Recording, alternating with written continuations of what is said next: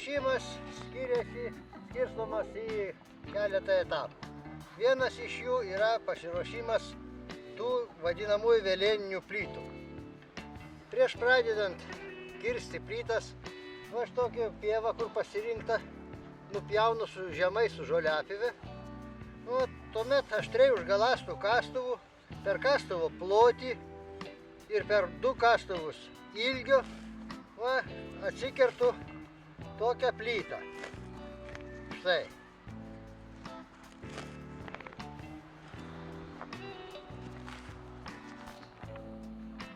Vertęs ant šono, aš ją gražiai sulyginu, kad jinai man turėtų stačiakampę formą, lyginu apačią, šoną, tas, kuris eis į lauko pusę.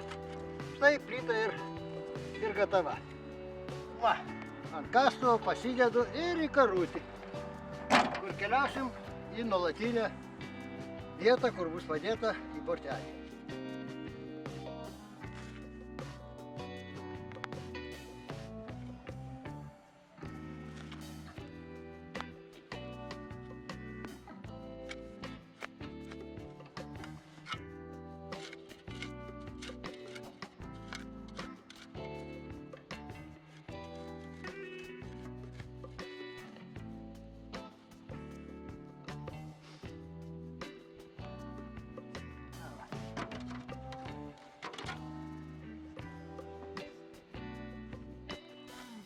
Senos lysvės rekonstrukcija.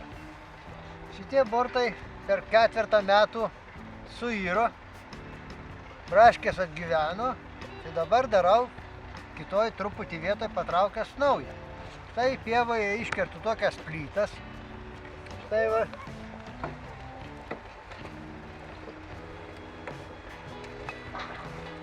Kurias dedu vieną ant kitos. Tai pagal reikiamą aukštį, pagal reikiamą plotį, kaip lysvės atsimatavęs, nusišniūravęs. Ir taip kastuvu aplyginu, nuimdamas viršutinį sluoksnį, kur nereikia, birus yra. Ir taip gaunasi pakankamai tvirtas bortelis, kuris atlaikys 3-4 metus. Nes iš apačios, kol perauga žolės, jos suriša tą palaidesnę žemę, kuri yra. Ir tokiu principu gaunasi padaroma daugiametė, ilgai tarnaujantį lysvę, kad man kasmet nereikia jos perdarinėti. Šiaip pagal šniūrą apdroži, aplygini, padarai reikiamo aukščio, kokie esi nusimatavęs pagal reljefą. Ir vėliau gaunasi štai tokia jau lysvė, kaip anoji, jau išbaigta.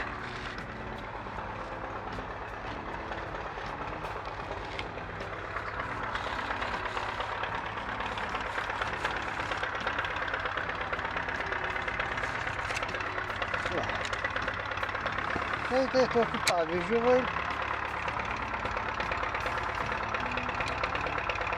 įrengiu savo patogią ir visai dailę.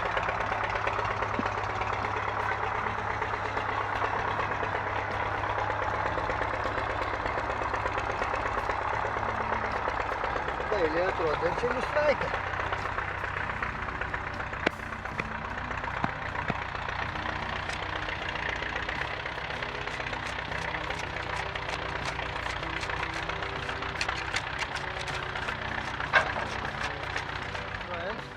Yra čia ir šaknis priaugusios visokios daugiamečių žolių ir tas pačios braškės likusios. Reikia šitą išimti ir to pačiu, kad man sulyginti paviršių pagal norimą. Aš įsirankioju tas dilgėlės visokias šaknis, visokias senas braškės. Ir gaunasi lysvė paskui išgrebuoji, išpurenta ir žemė galų gale.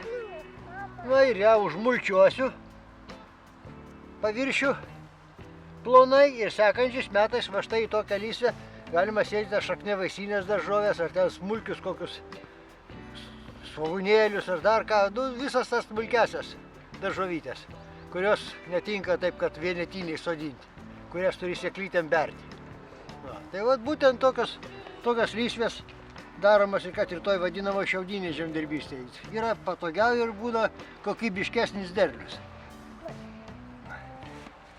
O šiaip šitas įrankis sodo šakės yra pačios praktiškiausios ir daugiau jokių įrankių man nereikia. Kastos ir sodo šakė ir didelius plotus galima įveikti,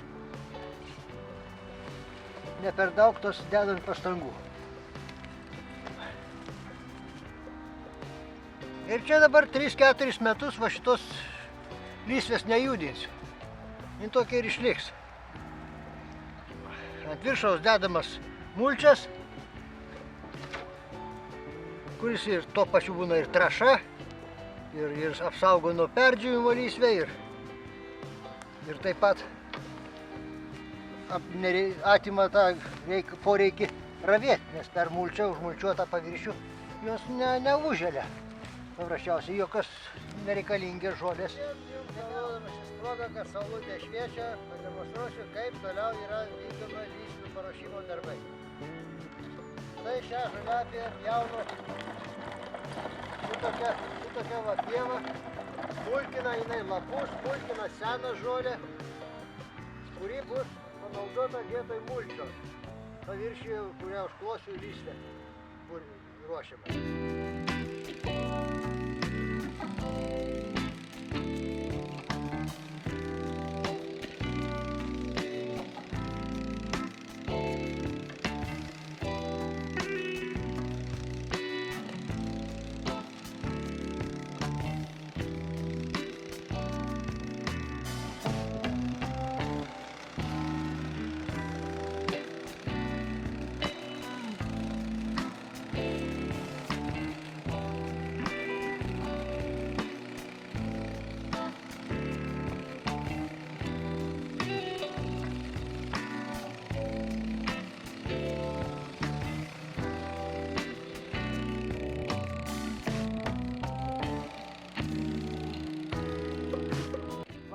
Žolių kyšinių. Nestorai, kokių 3-2 cm sluoksnis padengimas. Kadangi čia bus pavasarį sodinamos smulkios daržovės, kur prieš sodinimą aš jas tik tai griovelį prabrauksiu, tą mulčią. Jisai per žiemą susigulės. Va, tai bus toks labai, kaip sakant, nu jau ir papuvęs ir viską jis lengvai prasibrėž griovelis. Ir tuo pačiu pamulčiuota žemė neleis drėgmę išgaruoti, neleis prasikalti pirmosioms vienmetėms piktžolėms, kurios užstelbia daigus smulkius. Tai čia galima bus siekti kurkutes, petražolės, visokias svogūnėlius. Va štai čia tokiu principu ruošiamos tokiom smulkiom daržovėm, reiškia šakniavaisynėm daržovėm, šitaip aš ruošiu žemę. Toliau, sekantis etapas yra paruošta lysvė visiškai nedirbtoj žemė. Irgi taip pat, tik čia jau gerokai storesnių sluoksnių, kaip matot, maždaug apie 10-12 cm esu užklojęs tokio paties mulčio. Čia jau gerokai storiau. Ir dar klosiu štai va seno šieno sluoksnį. Jis dedamas dėl to, kad nebeišlystų iš pievos žolės, kadangi čia šita žemė yra nedirbta. Grinai yra daugiametė pieva.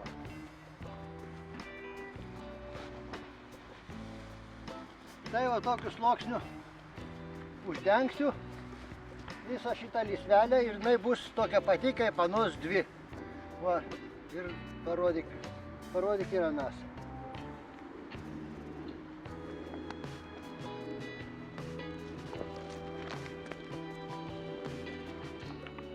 Tai tokias lysves jau galima sodinti ir bulves, ir visas kitas stambesėklės daržovės, kurias, kaip sakant, reikia sėti išlaikant atstumus. Tai čia pasidarysiu šitoj vietoj, kaip sakant, duobutes, įpilsi kokio nors substrato, ar durpių, ar ten komposto ir sodink ir pupelę, ir pupą, ir žirnį. Vat viską, ką galima šitokius dalykus. Dabar jau nekalbu apie tai, kad gali tinka ir bulvės. Bulvėm tai jau ypatingai gerai.